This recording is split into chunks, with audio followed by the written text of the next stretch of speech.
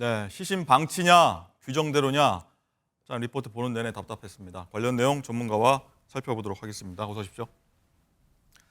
자, 이건 변호사님, 일단은 경찰이 사고 원인 규명에 박차를 가하고 있는데 지금 어디까지 지금 조사가 된 겁니까? 네, 현재 이 시청역 사건 관련해서 경찰이 어제 브리핑을 했습니다. 이제 브리핑 결과 내용을 좀 살펴보면 일단 경찰은요, 급발진보다는 일단은 가속 페달을 오인해서 잘못 밟았다. 이 부분에 무게를 지금 두고 사건을 바라보고 있습니다. 가속이다? 네, 맞습니다. 그래서 이 부분에 대해서 지금 보고 있는 것이 혹시나 이 운전 중에 이 부부 간의 어떤 대화 중에 언쟁이나 다른 것들이 이 사고 발생 가능성에 영향을 끼쳤던 것이 아닌가 이렇게 경찰은 보고 있고요. 그래서 사고 직후에 블랙박스를 확보를 했고 이 내용에 대해서 경찰이 좀 얘기를 했습니다. 그런데 조금 이상한 부분이 그 웨스틴 조선 호텔 그 주차장 가보시면 나선형으로 굉장히 좁습니다. 그래서 거기는 당연히 천천히 나올 수밖에 없고요. 나와서 이 주차장을 바로 빠져나오는 그 방지턱 부분부터 가속이 시작됐다는 겁니다. 그래서 그게 가속이 이제 시작이 돼서 길을 잘못 들자 이 블랙박스에 녹음이 된 게 보면은 가속이 시작되기 전까지는요. 이제 호텔에서 식사가 참 좋았다. 이렇게 이제 부부간의 대화가 오고 갔던 것으로 보여지고 그런 다음에 서로 이렇게 화기애애하게 대화를 주고받다가 역주행해서 잘못 이 길을 든 걸 깨닫자 운전자가 이렇게 좀 하는 이런 소리가 들렸다라고 하고요. 그러면서 이제 충돌하는 장면, 충돌을 하고 나서는 대화가 일부 끊겼고요. 그런 다음에 이 부인이 천천히 좀 가라. 왜 이렇게 빨리 가냐라고 대화한 것도 녹음이 되어 있다고 합니다. 그래서 이 블랙박스의 녹음들을 전반적으로 살펴봤을 때 어떤 급발진이다. 이 기계 왜 이래? 이거 왜 이렇게 차가 내 맘대로 안 되지? 이런 식의 대화가 있었다라고 경찰이 브리핑하는 중에 얘기를 하지 않았거든요. 사실 EDR 기록이나 이런 것들은 결국 그 기계에 기록된 그 엑셀과 그 브레이크의 그냥 그 기록에 불과하기 때문에 사실 더 중요한 증거는 블랙박스 상에 이 사건 관계자인 가해자와 동승자가 어떤 대화를 나눴느냐도 이게 급발진 여부를 판단할 수 있는 중요한 요소인데 어제 경찰이 브리핑에서 밝힌 바로는 어떤 급발진을 예상할 수 있는 부부 간의 대화는 나오진 않았습니다.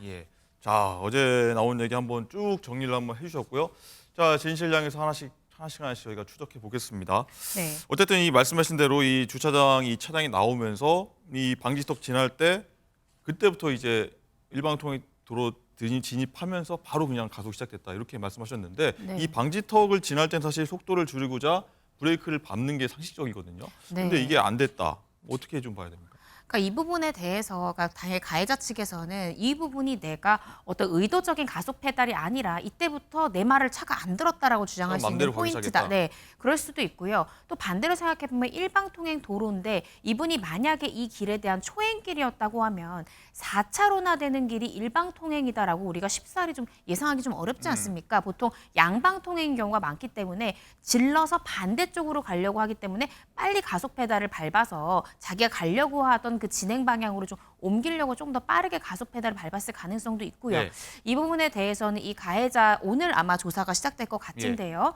이 웨스틴 조선 호텔의 일방통행 이 도로를 평소에 오간 적이 있는지 이 지리를 잘 알았는지 한번 수사를 벌여봐야 될 것 같습니다. 아무래도 뭐 다른 지역에 사시는 분이기 때문에 아마 처음 초행길이다라고 좀 무게가 잡히긴 하는데 어쨌든 그 길이 직진을 할 것처럼 오인이 되긴 해서 간혹 어떤 분들이 일주일에 한두 번씩은 역주행을 한다고 하긴 합니다. 하지만 아무리 밤이었다고 해도 일방통행길이라고 어떤 표지판이 안 보였다고 해도 신호등이 없거든요.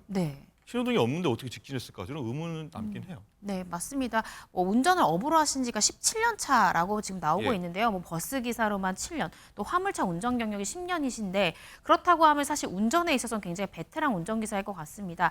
근데 아무리 베테랑이라고 하더라도요. 저도 10년 이상 운전을 했지만 사실 초행길에서 여기가 일방통행 구역이다 잘못 들어가는 경험 아마 시청자분들도 좀 있으실 텐데요. 잘못 들어가는데 마주본 차가 온다 당황할 수 있습니다. 충분히. 그래서 그랬을 가능성이 있을까를 좀 봐야 될 것 같고 제가 가장 주목하고 싶은 부분은 블랙박스에서 중요한 건 사실 1초 만에 인도를 덮쳤기 때문에 그 1초 사이에 어떤 대화가 오가기는 굉장히 어렵겠죠. 그리고 실제 그 블랙박스 영상을 본다 하더라도 말할 겨를이 없습니다. 그래서 그 실제로 충돌이 있었을 때는 부부간 대화가 단절됐었다라고 경찰이 밝히기도 했었는데 그렇다고 하면 차가 멈춰 섰을 때 부인이든지 이 가해차량의 운전자든지 차가 왜 이러지? 이거 브레이크 아무리 밟아도 안 됐어. 라는 대화가 사고 직후에는 블랙박스에 녹음이 되어 있어야 된다고 생각이 듭니다. 그래서 바로 이제 운전석에서 내려서 경찰한테 얘기할 때만 급발진을 이야기했던 건지 경찰을 만나기 전에도 양자 간의 대화에서 급발진의 이제 그 인식에 대한 대화가 있었는지 좀 봐야 될 것 같습니다. 그렇군요.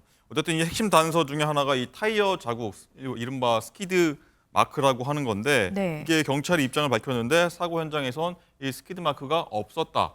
없었다고 하는 건 사실 상식적으로 생각할 때 브레이크를 밟았든 안 밟았든 네. 일단 브레이크가 작동하지 않았다라고 보는 게 좀 합리적일 것 같긴 하거든요. 그렇습니다. 그러니까 경찰이 이 부분을 왜 강조하냐면 네. 경찰과 지금 가해자 입장이 좀 다릅니다. 가해자는 내가 브레이크를 아무리 밟아도 멈추지 않았다라는 주장이고요. 경찰은 브레이크를 밟지 않았다. 브레이크를 엑셀을 브레이크로 오인해서 엑셀을 밟았을 뿐이지 브레이크 자체를 밟지 않았다라는 주장입니다. 따라서 이 경찰이 지금 생각하는 그 가설이 맞으려면 브레이크를 밟지 않아야 되는 거죠. 예. 그래서 이 스키드 마크라는 게 이제 뭘까? 이 도로 보시면 왜 까만 줄이 이제 이렇게 남겨진 그런 경우가 있는데 풋브레이크 알고는 까만 타이어 자국이죠. 맞습니다. 타이어가 이렇게 녹으면서 마찰력에 의해서 도로에 까맣게 이렇게 자국이 남습니다.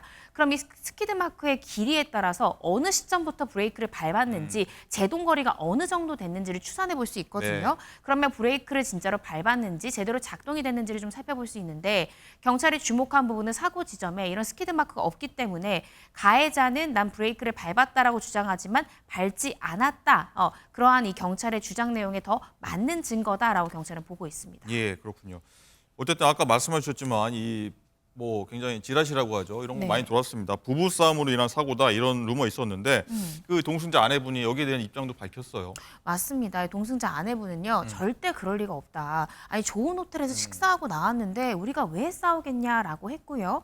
그리고 경찰이 그 블랙박스 내용을 좀 일부 공개를 했는데 네. 분명히 주차장을 빠져나오고 이게 사고가 발생하기 전까지는 호텔 식사 참 좋았다라는 화기애애하게 대화하는 내용이 녹음되어 있었다는 겁니다. 블랙박스예요? 네, 그래서 이 부분에 대해서는 뭐 이 지금 동승자의 주장 내용도 그렇고요. 실제 블랙박스에서도 어떤 사고 직전에 뭐 언쟁을 벌였다거나 그런 부분 밝혀지지 않았고요. 그 지금 부인 같은 경우에는 우리 성당에 꾸준히 나가고 착하게 사는 부부다라면서 절대 이 부부 싸움이 원인이라는 말은 사실이 아니다라고 강력 부인했습니다. 네. 착하게 사는 거하고 부부싸움 연관관계가 있는지 모르겠습니다만 어쨌든요. 자, 그리고 이 아까 말씀했다시피 오늘 사고 운전자에 대한 조사가 이루어지는데 경찰이 네. 직접 이 병원에 가서 이 사고 운전자 지금 뭐 갈비뼈가 많이 부러졌다고 하는데 직접 조사를 한다고 하는데 병원까지 가서 조사하는 거 굉장히 좀 이례적인 것 같습니다. 이례적이지만 있습니다. 그러니까 있긴 이렇게 있습니까? 네, 몸이 굉장히 좋지 않을 때는 병원에 가서 직접 조사를 하기도 하고요. 또 가끔씩 피해자들이요, 뭐 구치소나 교도소에 있는 경우도 있죠. 근데 굉장히 먼 지역의 교도소에 있는 경우에는 경찰서 한 번 때문에 수감돼 있는 사람 이쪽으로 보내기가 어렵기 때문에 경찰이 교도소로 출장을 가서 조사하는 방문 조사 형태가 가끔 이루어집니다. 근데 지금 이 사건 자체가 워낙 세간에 지금 이목을 집중하고 있기도 하고 많은 분들이 지금 가해자가 왜 그랬을까에 주목하고 있기 때문에 네. 아무리 갈비뼈에 부상을 입어서 지금 서울대 병원에서 치료 중이지 않습니까? 그래도 계속해서 이 부분 조사를 연기할 수는 없기 때문에 지금 어느 정도 말씀은 하실 수 있는 것 같아요. 그래서 경찰에서는 일단 가해자의 진술을 들어야 구속영장 신청 여부를 결정할 수 있습니다. 그러니까 가해자 조사 없이 구속영장 신청은 거의 사실상 불가능하기 때문에 네. 일단은 가해자의 입장부터 좀 청취를 하고 이후에 이제 영장 신청 가능성 여부를 결정을 해야 되지 않습니까? 네. 따라서 빠르게 피의자 조사가 필요하기 때문에 일단 병원으로 우리가 직접 가서 우리가 질문을 미리 준비를 해놓고 이 부분에 대해서 조사를 좀 하겠다라는 입장입니다. 네. 이 부분과 관련해서 경찰이 오늘 오후에 브리핑한다고 하니까 어떤 내용인지 한번 지켜보도록 하겠고요. 어쨌든 이 사고 원인 규명 시급하지만 이 피해자 그리고 네. 희생자분들 보상도 사실 뭐 신경 쓸 부분이긴 한데 이 손해보험사죠. 가해 운전자가 가입했던 이 손해보험사도 대책 마련을 하고 있다고 들었습니다. 아, 그렇습니다. 정말 다행인 점은요. 이 네. 손해보험사에서도 이 보상 문제를 전담할 이 대책 본부를 마련했다고 대책 합니다. 본부 마련. 네, 근데 이 운전자가 가입한 그 보험 상품 장치가 어떤 한도 없이 보상되는 거라서 피해자들 또 유족들이 입은 피해를 이제 한도 없이 보상받을 수 있는 상품은 맞고 구체적인 이 보험 계약상의 약관까지 공개할 수는 없지만 네. 뭐 보상의 한도랄지 보상의 방법이랄지 이런 것들은 문제가 없어서 최대한 유족 측에 이제 좀 합당하도록 보상이 이루어지도록 노력하겠다라고 보험사가 밝히기도 했습니다. 네. 다행이라고 할까요? 그렇게 표현할지 모르겠습니다만 어쨌든 이 보험금 총액이요. 100억 원에 달할 거다라는 네. 얘기도 나오더라고요. 이 정도는 굉장히 큰 규모 같습니다. 굉장히 큰 규모입니다. 왜냐하면 이제 일시이익 때문인데요. 만약에 사망한 망자가 살아있었을 경우에 이제 노동이 가능한 연령까지 벌었을 이익, 그런데 사망함으로 인해서 얻지 못하는 일시이익까지 추산했을 때 그 정도의 비용이다라는 건데요. 이게 지금 우리 나오는 보도에 따르면 공무원도 있지 않습니까? 예. 공무원은 특별한 사유가 없으면 정년까지는 보장되는 직원이기 때문에 실제로 이렇게 보상 청구를 해보면 공무원 같은 경우에 굉장히 높은 금액이 인정되기도 합니다. 그래서 이렇게 지금 추산을 해봤을 때 한 명 한 명당 30대에서 50대 경제활동이 왕성하고요. 또 직업도 분명하고 소득도 높은 편이기 때문에 이것을 이제 노동 가능 연한까지 계산해봤을 때 보상액이 상당히 클 것이다 이렇게 보고 있고 보험사에서도 이 부분을 전담할 대책본부를 마련한 그런 상태입니다. 예, 공무원분들 말씀하셨지만 서울시 또한 이 피해자들한테 재난보험금 지급할 네. 예정이다 이렇게 얘기도 나오더라고요. 그렇습니다. 이 서울시민안전보험, 이 사망보험금 2천만 원을 유족들에게 지급할 예정이다라고 밝혔는데요.